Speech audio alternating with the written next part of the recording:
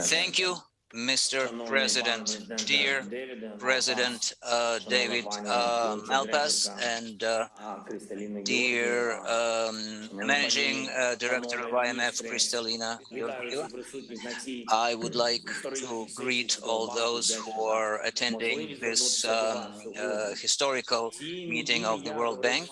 And a few days ago, I spoke with Ms. Kristalina Georgieva, and I heard very important words from her about Ukraine. We talked about life in our city, Kharkiv. It's the biggest city of eastern Ukraine. The Russian troops are bombarding and firing at it for some weeks, and those parts where Russian weapons can reach, over 1,000 houses have been ruined. Russian artillery, Russian missiles, Russian air bombs do not discriminate between who to kill and which buildings to blow up or set on fire. In downtown Kharkiv and at the side streets, it's equally dangerous, and people can die from Russian strikes. But you should know our people, the residents of Kharkiv. Even during the war, during those firing strikes, Kharkiv has remained a functioning city. And Ms. Kristalina pointed out that despite everything, they are planting flowers in Kharkiv. They are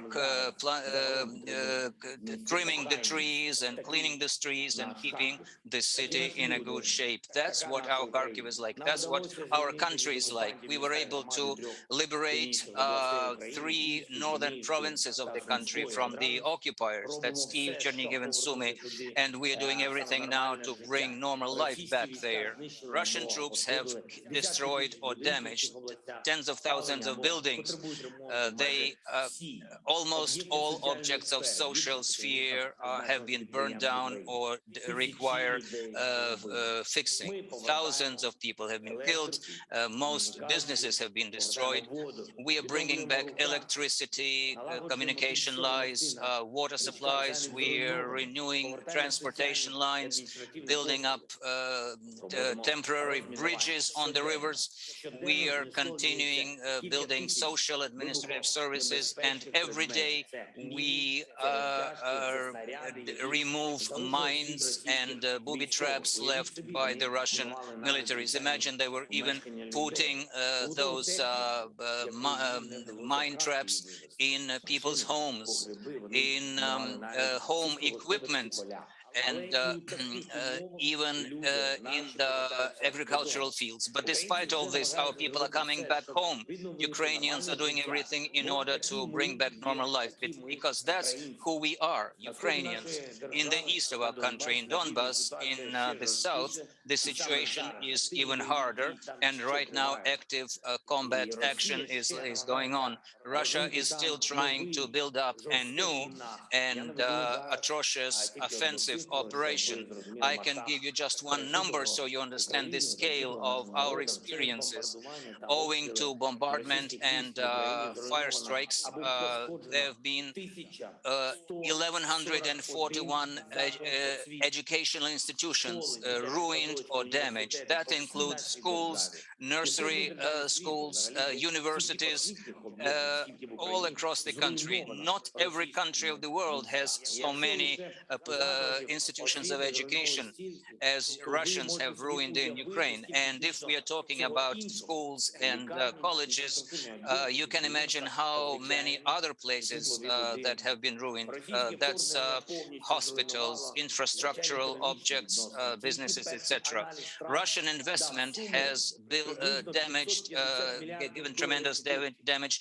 At the very preliminary evaluation, Ukraine has lost 550,000 billions in the value of the destruction. Russia has blocked our ports in the Black Sea and Sea of Azov. This has reduced our export, including agrarian export, and it already impacts world food safety. A recent UN report said that 47 million people in 81 countries of the world will starve because of growth of prices for food. And this is not about physical shortage of food in many countries of Africa and Asia. This will also cause political instability and maybe a new migration crisis. People will look for the guilty, those who are guilty in that, and they will go out on the streets. They will look for a way to save themselves. We are doing everything we can in order to build up the export of our product, and we have started sowing sowing in the fields as much as we can, but nobody in the world can be sure that we'll be able to guarantee food security as long as this war is going on. To stop the war now and to liberate our territory from the Russian invaders is the only secure way to stop the development of a food crisis. Russian military are aimed at destroying all objects in Ukraine that can serve as an economic base for life. That includes railroad stations, food warehouses, oil refineries, etc. At this time, we need up to 7 million of billion US dollars each month to make up for the economic losses, and we will need hundreds of billions of dollars to rebuild all this later. I'm sure that all of you have seen those calculations. We have to speak honestly with you and say that Russia is using aggressive methods in world markets while fighting this war. They are creating all such conditions, so not only food market, but also fuel market and other raw materials markets would face instability. Russia has provoked the growth of prices for energy resources in Europe and the whole democratic world. They are slowing the sales to especially for natural gas to create painful prices for European consumers. This and other examples show that Russia can no longer be considered a normal and reliable supplier of energy resources, a normal and reliable trade partner. We all can implement such decisions which will not only stop the aggressive intentions of Russia and who not only support Ukraine in this war, but will also show all potential aggressors in the world that if you create problems for other nations, this means you will create problems for yourself. Because if we don't do that, then millions and millions of people in the world will suffer more than once from aggressive action of some countries. So what steps are needed now, right now? First is immediate support for Ukraine, so that the leadership of Russia knew that war will not allow them to implement any of their aggressive goals. Details of such financial support, I'm sure, will be presented by our Prime Minister and Minister of Finance, who are present at this meeting. We must do everything so that Ukrainians had everything they need for survival and life, even despite the war. And as I mentioned, the city of Kharkiv at the beginning, and this applies to all other cities and communities of Ukraine. Number two, we need immediately to exclude Russia from all international financial institutions, IMF, World Bank, and others.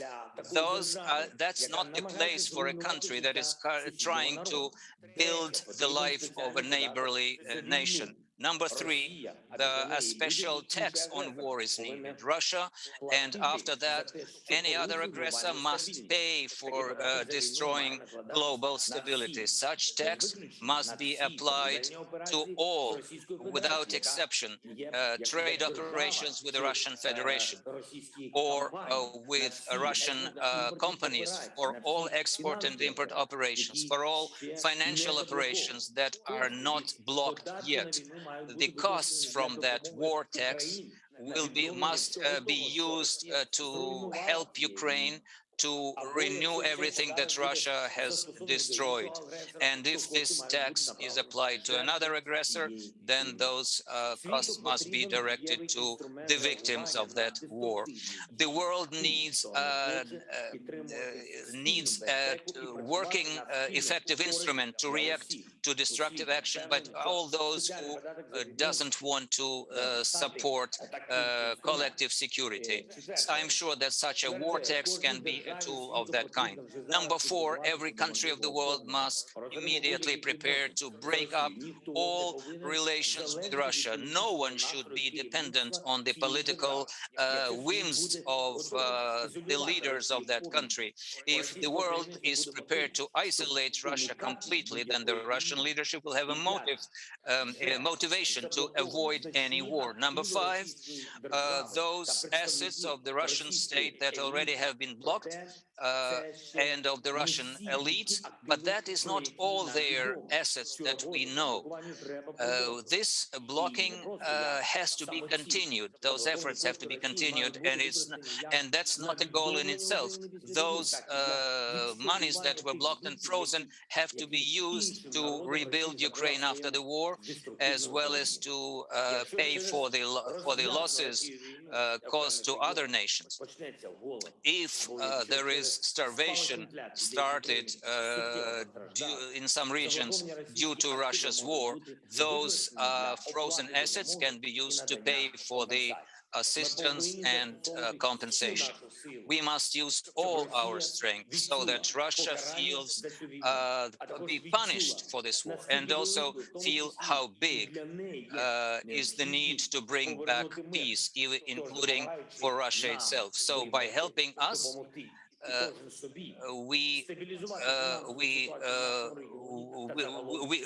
we are helping to stabilize the world in general and fix market problems, including beginning with the food market.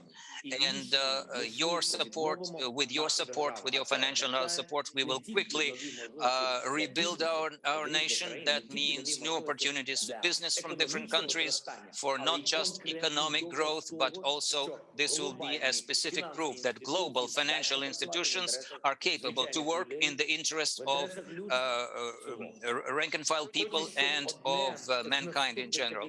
I would like one of our next meetings take place in Ukraine, in one of our cities that were rebuilt with your support, maybe in Kharkiv. Thank you for your attention, and glory to Ukraine.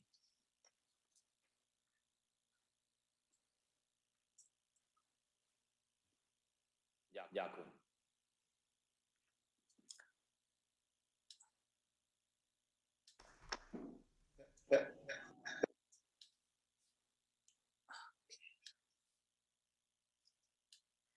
Appreciate your participation in today's meeting.